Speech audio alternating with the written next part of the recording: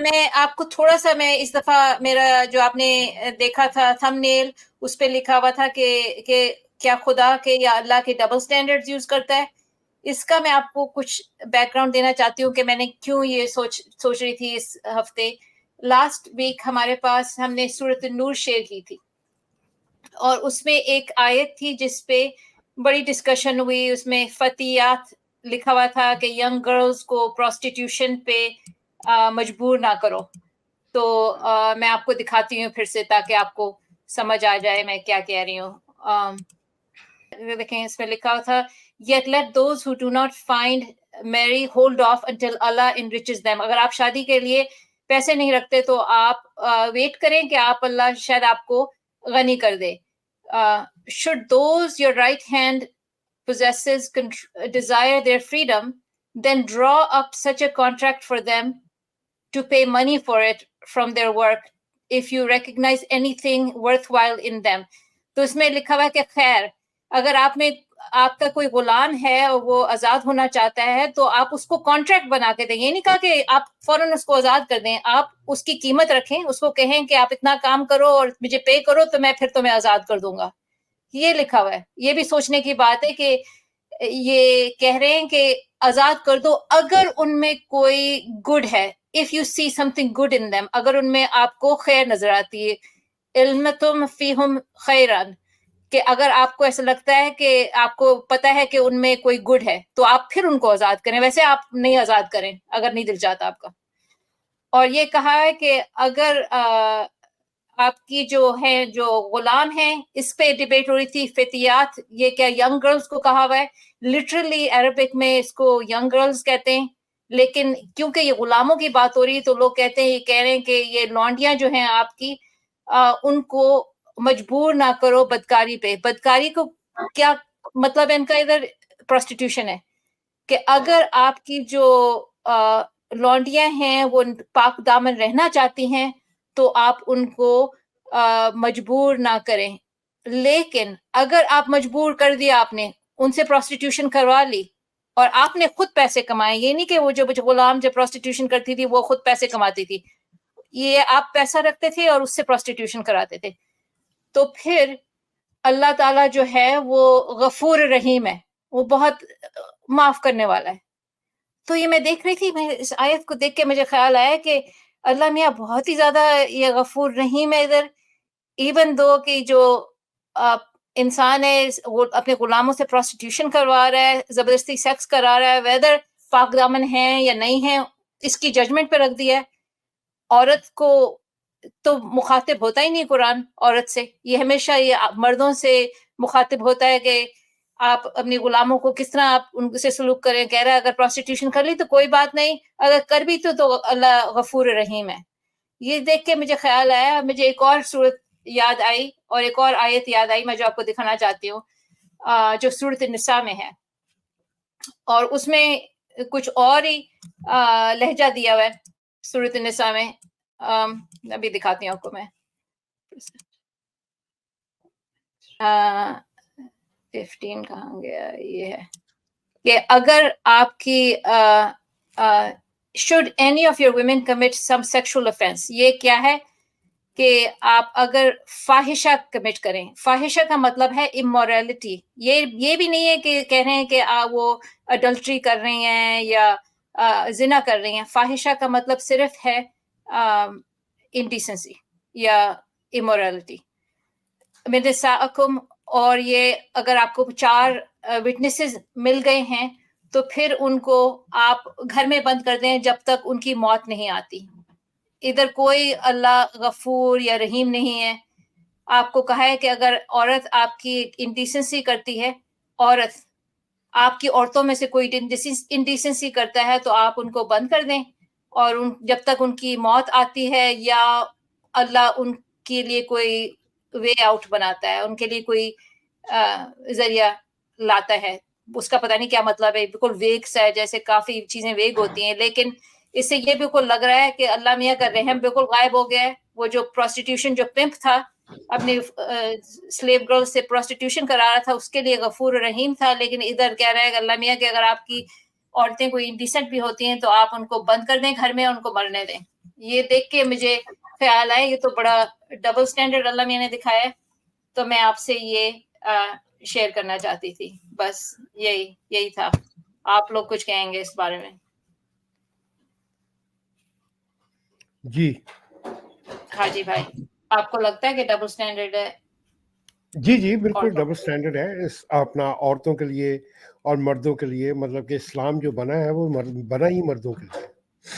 ہاں جی، ناٹ مطلب it's not for the womens, بلکہ وہ میں شروع میں جب میں نیا کنورٹ ہو رہا تھا تو اس میں میں نے میری جو سب سے بہترین تفسیر تھی جانے کے لیے وہ تھی اپنا ابن عباس کی تفسیر، کیونکہ وہ کہا جاتا تھا اس وقت کہ اپنا عباس کی تفسیر جو ہے وہ سب سے پہلی تفسیر ہے، وہ اصل تفسیر ہے. آپ نے بھی شاید غالب بھائی اور اپنا سینسر صاحب آپ نے بھی سنا ہوگا. ہاں جی، ابن عباس کی. تو ابن عباس میں مطلب کہ کئی مرتبہ اگر آپ اس کو غور سے پڑھیں تو کئی آیات کے پیچھے نیچے لکھا گیا ہے باقاعدہ تفسیر میں کہ اس کے اندر واقعات بتاتے ہوئے کہ یہ کب نازل ہوئی. جب وہ نازل ہوتی تھی اس طرح کی آیات تو اس کے پیچھے عورتوں کی کمپلین ہوا کرتی تھی کہ یہ عورتیں آتی تھی کہ یار سارا کچھ تو آپ اپنا مردوں کے لیے نکالے جا رہے ہیں، سارا کچھ مردوں کو دیے جا رہے ہیں، رائٹ، عورتوں کے لیے کچھ نہیں ہے. تو اس کے بعد ان کے اوپر کوئی آیت اترتی تھی کہ عورتوں کے لیے بھی یہ ہے. ہاں، زیادہ تر جو ہے قرآن بالکل عورتوں پہ ایڈریسڈ ہی نہیں ہے. لیکن آلسو یہ جو میں کہہ رہی تھی کہ جسٹس جو اللہ میاں کی سزا جو بتاتا ہے یہ عورتوں کی زیادہ سزا بھی آپ دیکھ سخت. لیجیے کہ ایک بندہ پراسٹیٹیوشن کروا رہا ہے اپنی لونڈیوں سے، اللہ میاں غفور الرحیم ہے، اللہ میاں وہ معاف کرنے والا ہے. حاجی بھائی ٹھیک ہے جی، ہم نے غالب کے چینل کے اوپر 2433 جو سورہ نور کی 33 ہے اس کو ڈیٹیل میں کیا ہوا ہے. مومو یہ دراصل انتہائی خوفناک اور ہولناک آیت ہے. اگر آپ اس کو پورے کانٹیکسٹ میں پڑھیں، آپ حدیث ڈسکس کرنا چاہ رہی ہیں؟ اگر آپ 2433 تھوڑی دیر کے لیے لائیں نا ذرا دوبارہ. ہاں میں واپس لاتی ہوں. تو ہم اس کو ایک دفعہ پھر لفظ بائی لفظ لائن بائی لائن جس طرح ہم کرتے ہیں وہ ریویو کرتے ہیں. یہ اس کو جب آپ پورے کانٹیکسٹ سے پڑھیں، دیکھیے ان آئسولیشن آیت ذرا لمبی ہے، ان آئسولیشن اس کی لائنیں پڑھیں تو وہ کچھ اور بات ہے. اور یہ ہمارے جو مسلمان اسکالر ہی ہیں، جو علماء ہیں، وہی یہ کہتے ہیں نا کہ بھائی سیاق و سباق میں رہتے ہوئے اور کانٹیکسٹ میں رہتے ہوئے قرآن کو پڑھنا چاہیے. تو ہم بالکل ان کی اس ایڈوائس پر عمل کریں گے اور کانٹیکسٹ میں پڑھیں گے کہ بات کیا ہو رہی ہے اور اس کے ساتھ پھر بات کو جوڑیں. دیکھیے بات یہ ہے کہ جب یہاں بات ہو رہی ہے نا مکاتبت کی، جس کو یہ کانٹریکٹ کہہ رہے ہیں، تو ہم تو کئی دفعہ بات کر چکے ہیں کہ اس کا مطلب کیا ہوتا ہے. کہ جب یہ کہتے ہیں نا کہ جی والذین یبتغون الکتاب مما ملکت ایمانکم فکاتبوہم ان علمتم فیہم خیرا، کہ ان کے ساتھ مکاتبت کر لو اگر تم ان میں کوئی خیر پاتے ہو تو، اگر ان میں کوئی گڈنس ہے. اچھا کیا مطلب ہے اس کا؟ ذرا اس کو سمجھنے کی کوشش کریں. بات ہو رہی ہے پیچھے کہ مکاتبت کر لو ان کے ساتھ. مکاتبت کا مطلب لفظی مطلب تو یہ ہے لکھت پڑھت کر لینا، لکھنے سے ہے، جس طرح کتابت لکھنے کو کہتے ہیں. ٹھیک ہے، کہ ان کے ساتھ آپ ان رائٹنگ ایگریمنٹ کر لیں کہ وہ جائیں اور کما کے لائیں، اپنی قیمت ادا کریں اور کیا کہتے ہیں آزاد ہو جائیں. ایک تو پہلی بات یہ ہے کہ غامدی صاحب جو ہیں وہ مکاتبت کے بہت مداح ہیں اور وہ کہتے ہیں کہ یہ آزادی کا پروانہ اسلام نے دیکھیں ہاتھ میں تھما دیا ہے کہ مکاتبت. بھائی یعنی اس سے بڑی تو ایکسٹورشن کوئی چیز ہو نہیں سکتی. یہ تو ایک بانڈڈ لیبر ہے نا کہ بھئی آپ جائیں، جا کے کمائیں. اسی کو رینسم بھی کہتے ہیں. یہ قسم کا اغوا برائے تاوان ہے. مکاتبت is nothing but earning and paying your ransom money. ٹھیک ہے، ایک تو پہلی بات اس بات کو سمجھیں. ہم مکاتبت کو کئی دفعہ کرٹیسائز کر چکے ہیں، لیکن یہ جو خیر کا جو لفظ ہے یہ وہ کہہ رہا ہے مکاتبت ان کے ساتھ تب کرو، یعنی ان کو کام کرنے کی اجازت اور اپنی پرائس پے بیک کرنے والا معاملہ تب کرو اگر تم ان میں کچھ خیر پاتے ہو. کیا مطلب سمجھ میں آتا ہے اس سے؟ اس کا مطلب اگر آپ کانٹیکسٹ میں لیں گے، اس کا مطلب یہ کہ اف یو تھنک کہ وہ کمانے کی حالت میں وہ پیسہ کما سکتے ہیں اور اپنا رینسم پے بیک کر سکتے ہیں. That is the element of خیر. یعنی آپ ان میں if you see something good in them, جو آپ ٹرانسلیشن بھی دیکھیں, اگر آپ ان میں کچھ اچھا دیکھیں تو ان کو مکاتبت کی اجازت دے دیں. یعنی وہ مکاتبت کرنے کے قابل ہیں کہ نہیں ہے, کہ وہ اپنا رینسم کما کے آپ کو واپس دے سکتے ہیں کہ نہیں دے سکتے. اچھا آگے چلیں, نہیں پورے کانٹیکسٹ میں پڑھیں, آگے چلیں. وَآتُوهُم مِّن مَّالِ اللَّهِ الَّذِي آتَاكُمْ, چلو جی مال شال ان کو دو. وَلَا تُكْرِهُوا فَتَيَاتِكُمْ عَلَى الْبِغَاءِ, مگر اگر وہ بغا یعنی کہ پروسٹیٹیوشن نہیں کرنا چاہتی تو ان پہ زبردستی نہ کرو. پیچھے بات ہو رہی ہے کہ اگر ان میں کچھ اچھا نظر آئے تو ان سے کام کروا کے مکاتبت آپ کنیکٹ کر رہے ہیں کہ مکاتبت کیسے کروانی ہے, مکاتبت کیسے کرانی ہے اور پیسے کیسے کمانے ہیں اور وہ اپنا رینسم کیسے پورا کرے گی. مکاتبت یہ ہے کہ ہاں دراصل مکاتبت اگر آپ پورے کانٹیکٹ سے پوری دیانت سے اس کو دیکھیں تو آپ کو یہ بات کلیئر ہوتی ہے کہ ان کے ساتھ پروسٹیٹیوشن کا کانٹریکٹ کرو. دیکھیں تو صحیح پوری لائنیں تو پڑھیں. خیرن جو ہے یہ اچھائی نہیں ہے, یہ ان کی مارکیٹیبلٹی ہے کہ prostitution. You got it. This is what I was trying to convey, کہ اگر آپ جو ان میں جو خیر کی ہے نا, اگر آپ پوٹینشیل دیکھتے ہیں کہ وہ آپ کو پوٹینشیل نظر آ رہا ہے ان میں to earn through prostitution, then do an agreement کہ جی مکاتبت کر لو. اچھا لیکن اگر وہ زبردستی نہ کراؤ ان سے, ٹھیک ہے جی. اور پھر اس کے بعد آگے والی بات تو ٹھیک ہے کہ جی جو لاسٹ لائن ہے کہ جی ومائی, یہ بڑی کلیئر ہے کہ یہ کس کی طرف بات ہو رہی ہے. ومائی یکرہن, ٹھیک ہے, اور جو ان پر زبردستی کرے فإن اللہ من بعد اکراہہن غفور الرحیم, تو اس زبردستی کے بعد ٹھیک ہے وہ غفور الرحیم ہے. ٹھیک ہے, من بعد اکراہہن, اس زبردستی کے بعد وہ غفور الرحیم ہے. تو ادھر آپ کو پتا ہے کہ جو مسلم اسکالرز ہیں, جو آپ کے اپولوجسٹ ہیں, وہ کیا معاملہ کرتے ہیں. وہ یہ کہتے ہیں کہ یہ جب زبردستی کرائی جائے گی تو وہ جس سے زبردستی پروسٹیٹیوشن کرائی جا رہی ہے اس کے لیے معافی ہوگی, اس کو کوئی گناہ نہیں ہوگا. اچھا نہیں یہ تو نہیں ہے. میں جو وہ کہتے ہیں ان کو میں اسپیس دے رہا ہوں نا, پھر ان کو ڈیکنسٹرکٹ کرتے ہیں کہ وہ کتنی غلط بات کر رہے ہیں. پہلی بات یہ ہے کہ بہت سارے لوگ جو ہیں علماء یہ چھلانگ لگانے کی کوشش کرتے ہیں کہ یہ بات ہو رہی ہے کہ جو آپ کی جن سے زبردستی پروسٹیٹیوشن کرائی جا رہی ہے ان کے لیے معافی ہے. ٹھیک ہے, اچھا اس میں دو پرابلمز اٹھتی ہیں. ایک تو پہلی بات یہ ہے کہ بھائی جس پر زبردستی ہو رہی ہے اس کے ساتھ تو سزا اور ان کا معاملہ تو ویسے ہی ایک irrational بات ہے. جو زبردستی کر رہا ہے اسی کے کانٹیکس میں بات ہو رہی ہے. جو زبردستی کر رہا ہے اس کے لیے خدا غفور الرحیم ہے. مطلب یہ ڈزنٹ میک سینس کہ آپ کہیں کہ جی کسی کے اوپر ظلم ہوا ہے جو وکٹم ہے, چلو ہم وکٹم کو معاف کرتے ہیں. ٹھیک ہے, it doesn't make sense. It doesn't make sense to all those علماء جو یہ کرتے, کیونکہ there is a school of thought جو کہ آپ کو یہ بات کرے گا. میں اس وجہ سے یہ بات کر رہا ہوں. It doesn't make sense. رسول اللہ کے دور میں سر ایک سینٹنس بس, رسول اللہ کے دور میں صحابہ کراتے تھے, یہ حدیثیں بھی ہیں, اور یہ کرواتے تھے پروسٹیٹیوشن اپنی لونیوں سے. رسول اللہ خود بھی کراتے تھے کیا؟ عمر نے پابندی لگائی تھی, یہ لکھا ہوا کتاب. بالکل, دیکھیں جی یہ سیدھی سی بات ہے, اس کا سیدھا لاجیکل میں ہمیشہ یہ جواب دیتا ہوں دوستوں کو. میرے بہت سارے دوست ہیں, آپ کو پتا ہمساروں کی طرح اپنے بھی بہت سارے دوست ابھی بھی سخت قسم کے ریلیجس لوگ ہیں. تو میرا جو بیسک جواب ہوتا ہے وہ یہی ہوتا ہے کہ بھائی forgiving a victim is an oxymoron. ٹھیک ہے, it doesn't make sense.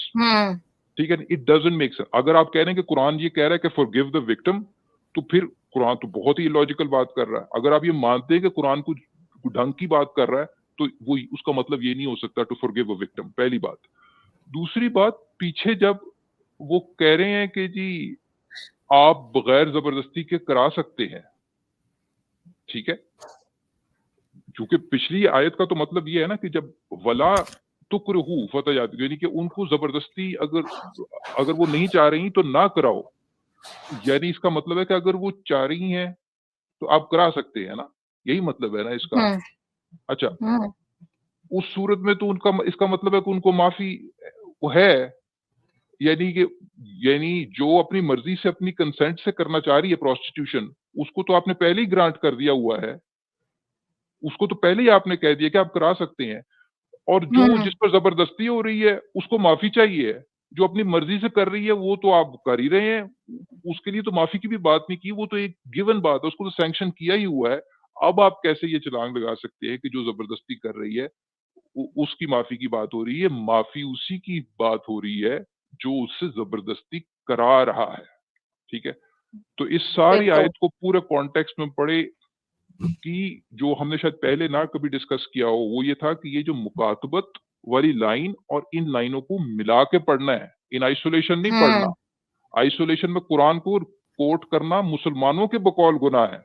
वो कहते हैं पूरे कॉन्टेक्स्ट में पढ़ो, पूरे कॉन्टेक्स्ट में पढ़े तो आपको पता चलेगा कि जो खैर का आंसर देखना है उसका क्या मतलब है। उसका मतलब जैसे momo, you got absolutely right, marketability and potential to earn money through prostitution. आगे ये बात हो रही है, अनफॉर्चुनेटली लग ऐसे रहा है, ठीक है।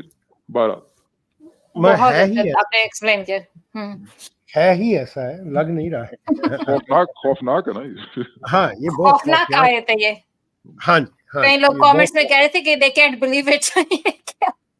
इट्स हार्ड टू इमेजिन कि जब आप मतलब पढ़ते हैं आयत में, जो आपने बचपन से सूरत पढ़ते रहे हैं अरबिक में, अब आप मतलब पढ़ के देखेंगे क्या इसका मतलब है। आप इमेजिन कीजिए कि आपने नमाज नीति हुई है और उसके अंदर आप ये सूरत पढ़ रहे हैं। मतलब कि आप कुरान पढ़ना पड़ता है ना जी, आपको हर रकात में क्या कहते हैं, उसके बाद एक सूरत छोटी सी पढ़नी पड़ती है या कोई भी कुरान का हिस्सा पढ़ना पड़ता है। आप इमेजिन करें कि आप अल्लाह को याद कर रहे हैं और उसमें ये मतलब कि ये अपना ये आयत पढ़ रहे हैं आप। हाँ जी भाई, किसी जमाने में कभी ना कभी हालत ईमान में आपने हो सकता है कभी तरावियां पढ़ी हों, बड़ी, ठीक है। चले हम खुद ये सूरत ना पढ़ते हों, सूरह नूर, उस तरह की आम आदमी को ये ज़बानी याद नहीं होती, लेकिन तरावियों के दौरान तो कभी ना कभी तो आपने किसी एक दिन, किसी जमाने में हम जैसे लोग जो थे वो 30 यानी कि 29 तरावियां पढ़ते ही होते थे ना। तो वो किसी न किसी एक दिन जब ये 24वीं सूरत पढ़ी जा रही होगी, उसमें इमाम साहब ने और कारी साहब ने ऊंची आवाज में ये सब कुछ पढ़ा होगा और हम उनके पीछे सुन रहे थे और रुकू और सुजूद के हम गए ना, फिर हम ये करते रहे, उसको फॉलो करते रहे एग्जैक्टली। और आप देखिए कितनी औरतें, मैंने कहा आप ये कहने लगे हैं हाजी साहब 30 तरावियों में से किसी एक दिन तो आपकी गैस निकली होगी।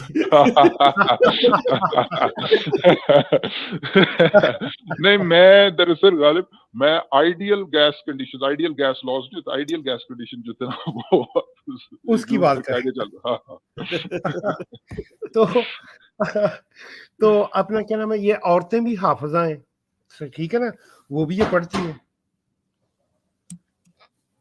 जी, और उनको कुछ नहीं पता, और जिनको कुछ थोड़ी बहुत अरबी आती भी है वो फिर थोड़ी छलांगे मारते हैं।